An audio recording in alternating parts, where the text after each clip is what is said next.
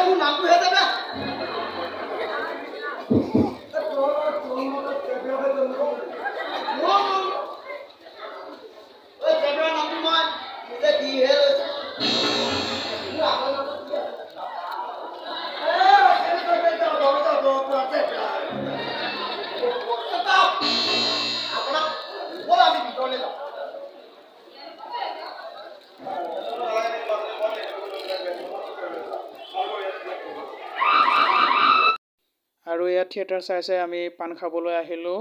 আহি দেখা পালোঁ ডিজাইনদাৰ দোকান লাগি আছে, গতিকে ইয়াত সুন্দৰ পাণ বনাই আছে। তেখেতে খুব ভাল পাণ বনায়, গতিকে তেখেতৰ তাতে আমি সকলোৱে পাণ খালোঁ। ইয়াৰ পিছতে আমি লগ পালোঁ আমাৰ বৰকলাৰ সাংস্কৃতিক কৰ্মী প্ৰবীণ শিল্পী শ্ৰী বীৰেন্দ্ৰনাথ ডাঙৰীয়া। তেখেতে আমাক এই অনুষ্ঠানত যিহেতু আমি কেলিগোপাল নাটক আৰু ভাওনাৰ দুপৰ্ব দুইখন পৰিচালনা কৰিছিলোঁ, তাৰে কিছু কথা তেখেতে ব্যক্ত কৰিলে আমাৰ আগত। যি কি নহওক, ৰাস মহোৎসৱৰ কাৰণে ৰাস মহোৎসৱত যিকেইখন নাটক হ'ল, নাটকৰ গাম্ভীৰ্যপূৰ্ণ আৰু যথেষ্ট ভাল হৈছে বুলি ভাবিছোঁ। কিয়নো ৰাইজৰ সমাদৰ পাইছে। আপোনালোকৰ নাটক যথেষ্ট ভাল হৈছে। এবাৰ ভাল হৈছে নাটক আপোনাৰ ৰবীন্দ্ৰ দামোদৰ ডেকা ৰজাই নাটক পৰিচালনা কৰিছে। নাটক যথেষ্ট ভাল হৈছে। আমি সুখী হৈছোঁ, ৰাইজ সুখী হৈছে। নাটক যথেষ্ট ভাল হৈছে। মই ৰবীন্দ্ৰ ডেকা ৰজাক আৰু দামোদৰ ডেকা ৰজাক ভৱিষ্যত উজ্জ্বল কামনা কৰিছোঁ। ৰাইজৰ অশেষ সঁহাৰি পাইছে।